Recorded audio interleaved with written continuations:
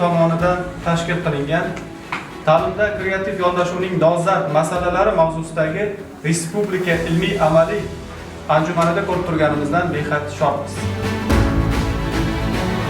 Bugungi anjumanimizning mavzusi ta'lim sohasidagi eng dolzarb mavzularga, masalalarga bag'ishlangan.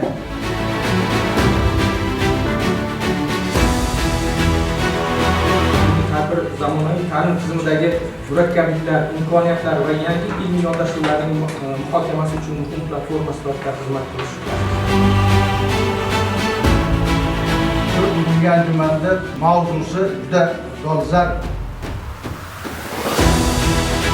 Ona tili ta'limning nafaqat o'zi, ona tili barcha bilimlarni o'zlashtirishning asosi bo'lib bormoqda.